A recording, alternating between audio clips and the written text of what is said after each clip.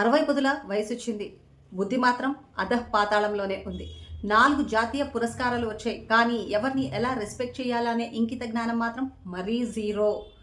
ఎందుకు ఈ విలక్షణ నటుడు అనే పేరొచ్చింది? రియల్ లైఫ్‌లో మాత్రం పక్కా విలన్. అది కూడా ఒక కేటగిరీకి మాత్రమే. ఎందుచేత?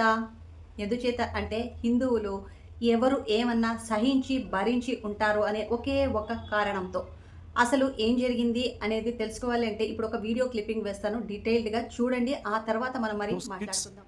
today they rewrote Ramayana in the play. Then suddenly Rama, Lakshmana, Sita came. So they are coming down to south and Lakshmana says, Rama, what lucky? No, there is one forest here. Rama says, no, it is somebody's land. It's somebody's farm. Oh, there are fruits. Can we eat? Yeah. But is it stealing? No, if we are hungry, we can eat. As they are eating, the Shurpanaka and Ravana ant come. And Shurpanaka is very angry. He says, Anna, somebody is eating our fruits. And the Anna Ravana says, no, they are hungry. Let them eat. We can talk to them later. After they have eaten, they come and this Rama, Lakshmana says, hey, Lucky. Rama calls Lakshmana Lucky. Hey, Lucky, some tribals have come. They say, no, we are the owners. Please. Now, since you have eaten the fruit, you have to pay the price. Then what is the price? Then she calculates, Shurpanaka, and says $2,000 with GST. Oh. And they say, no, we don't have money. Then Ravana says, give them some discount. Okay, 20% discount. No, we don't have. So, in spite giving discount if you don't have the money, then you are not tourists here. You have come in search of food. So, what you do, since you have eaten the fruits, the seeds are there, no? Plant it, turn it into a tree and go. What is your name? Oh, I'm Rama from North. Yeah, I'm Ravana from South. Nice meeting you. These children said politics. You guys want to come? Don't force your Hindi. Learn Malayalam, no? You have come to work here. Don't become a manager of a bank and ask us not to eat beef. We will do a beef festival. Alright. Come do something, work something, respect our culture and go. No, one nation, one religion, my dialogue. Get lost. I don't want to talk about Umar Khalid today. Everybody speaks, we all know who he is. I would like to repeat what I said in Delhi. Please try to understand whatever is happening in this country is a preparation of a genocide. So my dear friends, video అయితే చూసారు కదా, కళ్ళ ముందే ఉంది. ఏం వాగుతున్నాడు, ఈ 6 పదుల వయసు వచ్చింది కదా, ఇంత కూడా బుద్ధి అనేది లేదు. ఒక విషయం గురించి మాట్లాడాలి అన్నప్పుడు దాని గురించి క్షుణ్ణంగా నీకు తెలిసి ఉండాలి. తెలియకపోతే నోరు మూసుకొని ఉండాలి. నువ్వు నాస్తికుడివి కదా, నీకు రామాయణం గురించి ఎందుకు, నీకు హిందూ ధర్మం గురించి ఎందుకు, వేరే ఏ గ్రంథాల గురించి కావచ్చు, వేరే ఏ మతాల గురించి కావచ్చు మాట్లాడని నువ్వు హిందూ ధర్మాన్ని ఎందుకు టార్గెట్ చేస్తూ ఉన్నావు? ఎందుకంటే హిందువులలో యూనిటీ లేదు. హిందువులు ఏమి మాట్లాడరు. ఈరోజు నాకు నోటికొచ్చినది మాట్లాడతాను, రేపు జస్ట్ ఒక సారీ పడేస్తే నోరు మోసుకొని ఉంటారు అనే ధైర్యంతో కాదు. ఇప్పుడు ప్రకాష్ రాజ్ బాగుతూనే ఉంటాడు. ఇంతకుముందు కమల్ హాసన్ ఏం చేశాడు మనందరికీ తెలుసు. ఒక ఫిల్మ్లో కూడా షూట్ చేసి పెట్టాడు. ఆ ఫిల్మ్ ఏదో మర్చిపోయాను. దాని తర్వాత సాయి పల్లవి, ఇలా చాలామంది మన హిందూ ధర్మము గురించి ఏదో ఒక వాగడము, బై మిస్టేక్ అని మేము చేసేసాము, మమ్మల్ని క్షమించండి అనడము, ఇదొక ఆనవాయితీలో ఒక ఆచారంగా పెట్టుకున్నారు ఇలాంటి నాస్తికులు అందరూ. నాస్తికులు అన్నప్పుడు నువ్వు వేరే ధర్మం గురించి కూడా మాట్లాడడానికి రైట్ లేదు. ఒక ధర్మం గురించి మాట్లాడావంటే మిగిలిన ధర్మాల్లో ప్రతి ఒక్కటి కరెక్టే ఉంటుందా? మిస్టేక్స్ అనేవి ఎక్కడ ఉండవా? మరి ఆ మిస్టేక్స్ మీరు ఎందుకు మాట్లాడట్లేదు? ఎందుకంటే మీకు భయం. కోసి కారం పెడతారు కాబట్టి మీకు ఆ భయం వాళ్ళు క్రియేట్ చేసి పెట్టారు. వాళ్ళది తప్పు లేదు. వాళ్ళు ఒక క్లారిటీగా ఉన్నారు. తప్పంతా మనదే. ప్రకాష్ రాజు మాట్లాడినా, లేకపోతే స్టాలిన్ మాట్లాడినా, కమల్ హాసన్ మాట్లాడినా, ఎవరు మాట్లాడినా దానికి ఛాన్స్ ఇచ్చినది మనము మాత్రమే. మనలో యూనిటీ లేనంత వరకు, మనలో ఐక్యత లేనంత వరకు మనము మనది మాత్రమే చూసుకొని ధర్మం గురించి పక్కకు నీళ్లు వదిలేసినప్పుడు ఇలాంటి వాళ్ళే మొలుస్తూ ఉంటారు. ఇలాంటి వాళ్ళని పిచ్చి మొక్కలు పీకి పారేయకపోతే అవే రేపు వటవృక్షాలు అయ్యి ధర్మం అంతటినీ కూడా నాశనం చేయడానికి ఎక్కువ రోజులు పట్టదు. ఈ ప్రకాష్ రాజ్ ఏం చెప్తున్నాడు? రాముడు లక్ష్మణుడు నార్త్ ఇండియా నుంచి వచ్చిన వలస కూలీలంట.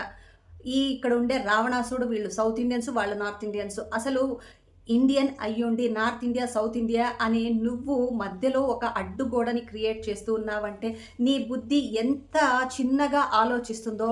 నీ నటన అన్నీ కూడా విలక్షణమైన నటుడు కావచ్చు, నీవు ఆ నటించే విధానం కావచ్చు, ఆ టాలెంట్ అంతా కూడా నువ్వు సినిమాల్లో మాత్రమే ప్రయోగిస్తావేమో. బయట నీకు అంతటి టాలెంట్ అనేది ఏమీ లేదు. ఉండదల్లా పనికి మాలిన టాలెంట్. ఓన్లీ టార్గెట్ చేసే ఒక్క వర్గాన్ని మాత్రమే టార్గెట్ చేయడానికి నీకు ఎందుకు అంత ద్వేషం?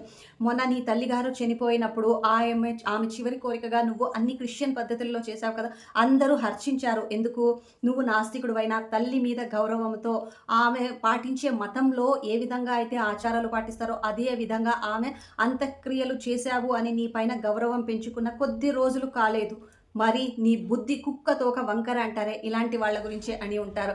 నీ బుద్ధిని మరీ చూపించావు. రావణాసురుడు అండ్ శూర్పణఖ ట్రైబల్స్ అంట. ఏ రామాయణంలో రాశారండి? రావణాసురుడు ట్రైబల్ అని గిరిజనులోని ఏ రామాయణంలో రాశారు? ఈయనకు కనీసం రామాయణం చదివాడో, కనీసం ఆ బుక్ అయినా ఎప్పుడైనా టచ్ చేసి చూసుండాడు. ఏ ఫారినర్సో రాసినా ఇదే రామాయణం అనుకుని ఉంటాడు. వాళ్లకు ఏది కావాలో అది మాత్రమే. ఇంకొక ఆవిడ ఎవరో రాసిందండి రామాయణాన్ని ఇలాగే వక్రీకరించి, మేబీ అలాంటి రామాయణాలు వీళ్లకు మాత్రమే వర్తిస్తాయి. ఏం వాల్మీకి రామాయణం చదివితే క్లియర్గా అర్థమవుతుంది కదా?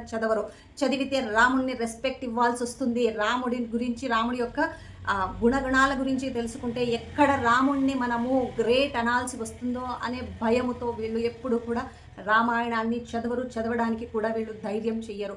వీళ్ళకు కావాల్సింది నాస్తికం అనే పేరుతో హిందువులను మాత్రమే టార్గెట్ చేయాలి. సెక్యులరిజం అంటే ఏంటండి? అన్ని ధర్మాలు సమానంగా ఉండడం. నువ్వు ఏ ధర్మాన్ని సమానంగా చూస్తున్నావు, ఏ ధర్మాన్ని కించపరుస్తూ ఉన్నావు, ఏ ధర్మాన్ని హైలైట్ చేస్తూ ఉన్నావు, తుకుడా గ్యాంగ్తో నీవు వాళ్లకు సపోర్ట్ చేస్తావు. ఇండియాని అధపాతాళానికి అంటే భ్రష్టు పట్టిస్తాము, ఇండియాని నాశనం చేస్తాము అనే గ్యాంగ్కి నువ్వు సపోర్ట్ చేస్తున్నావు అంటే నువ్వు ఏ విధంగా నువ్వు ఏ విధంగా సెక్యులర్వి అని అడుగుతూ ఉన్నాను. నీకు ఏమైనా ఆన్సర్స్ ఉంటాయా ఇందులో? అస్సలు ఉండవు. సో కాల్డ్ సెక్యులర్స్ అందరూ కూడా దీని గురించి ఏమీ మాట్లాడరు. వాళ్ళకు కావాల్సింది హిందువుల్ని టార్గెట్ చేస్తే వాళ్ళు పాపులర్ అవుతారు. యూట్యూబ్లో అయితే వ్యూస్ వస్తాయి, దాని తర్వాత మనీ వస్తుంది. పొలిటికల్గా అయితే వేరే వర్గానికి సంబంధించిన ఓట్లు వస్తాయి. ఇంతే. అంటే హిందువుల్లో ఓటర్స్ ఎవరూ లేరా? హిందువుల మెజారిటీ ఎక్కువ అని చెప్తారే, మళ్ళీ వాళ్ళ ఓట్లు అవసరం లేదా? అవసరం లేదు. ఎందుకంటే హిందువులకు మర్యాద కావచ్చు, సిగ్గు కావచ్చు, ఏవీ లేవు. ఎందుకు ఇలా అంటున్నాను? యాజ్ ఏ హిందూగానే చెప్తున్నాను. మనలో ఐక్యత రానంత వరకు, ఇలాంటి వాళ్ళని తరిమి కొట్టనంత వరకు మన ధర్మం గురించి ఇలానే నీచంగా మాట్లాడుతూ ఉంటారు. చాలా మాట్లాడాలని ఉంది, బట్ ఎక్కడ కోపంగా ఏవైనా మాటలు తిడతానేమో అని ఒకే ఒక్క కారణంతో ఇక్కడితో ఆపేస్తున్నాను. వీడియో చూసిన మీరందరూ కూడా రియాక్ట్ అవ్వండి. ఇలాంటి వీడియోస్ని దయచేసి ఎంకరేజ్ చేయండి. అప్పుడే ఇంకా నలుగురు మారడానికి మేబీ మన ప్రయత్నం చేసిన వాళ్ళము అవుతాము. ఇదేదో వీడియో వ్యూస్ కోసమో లైక్స్ కోసమో కాదండి. మన హిందువులు నోరు తెరిచి మాట్లాడే వరకు ఇలాంటి కుక్కలు మొరుగుతూనే ఉంటాయి. మనం ఏనుగులము, కుక్కలు మొరుగుతూ ఉన్నాయి అంటే తప్పు. ఇలాంటి పిచ్చి కుక్కల్ని తరిమి కొట్టాలి. నీకు ఇండియాలో ఉండడం ఇష్టం లేకపోతే ఎవరు ఉండమన్నారు? అవసరం లేదు కదా. మొన్నే చూసాము, ఇరాక్లో ఎవరో చనిపోతే ఇక్కడ హల్చల్ చేసిన కొంతమంది ఉన్నారు. ఇలా హిందూ ధర్మం గురించి ఏడ్చే ఇలాంటి వాళ్ళు ఉన్నారు. వీళ్ళందరూ వాళ్ళకి ఇష్టమైన ప్లేసెస్కి వెళ్ళిపోవచ్చు కదా. ఈ ప్రకాష్ రాజ్ కావచ్చు, కమల్ హాసన్ కావచ్చు, వీళ్లకు ఇక్కడుండే బెనిఫిట్స్ అన్నీ కావాలి, ఇక్కడుండే మనం సినిమాల్లో ఛాన్సులు కావాలి, ఇక్కడుండే మన మనీ రూపీస్ కావాలి. కానీ మన ఇండియా అవసరం లేదు, మన ఇండియాలో ఉండే హిందూ ధర్మం అవసరం లేదు, ఏది అవసరం లేదు. పేరుకి మేము సెక్యులర్స్ అంటాము, బట్ టార్గెట్ చేసేది మాత్రం హిందువులని మాత్రమే. ఇంకా ఇంకా ఇంకా నువ్వు నేను నోరు మూసుకొని కూర్చుంటే రేపు నువ్వు హిందువు అని చెప్పుకోవడానికి కూడా కశ్మీర్ ఫైల్స్లో ఏ విధంగా అయితే భయపడ్డారో అదే విధంగా అక్కడ కశ్మీర్లో మాత్రమే జరిగింది. ఇప్పుడు ఆల్ ఓవర్ ఇండియా జరగడానికి ఎక్కువ టైం పట్టదు. ఇది మిత్రమా ఈరోజు వీడియో. సో మీకు వీడియో ఎలా అనిపించింది, దీనిపైన మీ యొక్క స్పందన ఏమిటి అనేది కింద డెఫినెట్గా కమెంట్ చేయండి. దయచేసి ఇలాంటి వీడియోస్ని ఎవ్వరు చేసినా మీకు దానికి సపోర్ట్ ఇవ్వండి, స్క్రోల్ చేయకండి. ఇలాంటి థంబ్నెయిల్స్ కనిపిస్తే దయచేసి మీకు వినడం ఇష్టం లేకపోయినా ఒక లైక్ చేసి వీడియో ఆన్ చేసి పక్కకు పెట్టేయండి. ఎలాగో మన హిందువులము, మనము మన ఇంటి వరకు వస్తే తప్ప మనకు ఆ బాధ అనేది తెలియదు కాబట్టి ట్రై చేద్దాం. మారేంత వరకు మనము ఇలానే సఫర్ అవుతూ ఉంటాము. ఇప్పటికైనా కళ్ళు తెరవండి. అందుకనే ఈ వీడియోస్ని కొంచెం రీచ్ వచ్చేలాగా దయచేసి చేయండి. మీరు ఇంకా నలుగురికి షేర్ చేయండి, లైక్ చేయండి. మీరు కమెంట్ చేయడం వల్ల ఇంకా నలుగురికి ఈ వీడియోస్ రీచ్ వస్తుంది. నాదొకటే కాదు, ఇలాంటి వీడియోస్ చేసే ప్రతి ఒక్కరికి కింద కమెంట్ పెట్టండి, వీడియోని వెంటనే లైక్ చేయండి. దానివల్లే ఇంకా నలుగురికి రీచ్ వస్తుంది. సో మై డియర్ ఫ్రెండ్స్, ఇదండి ఈరోజు వీడియో. మీ యొక్క ఒపీనియన్ని డెఫినెట్గా కింద కమెంట్ చేయండి.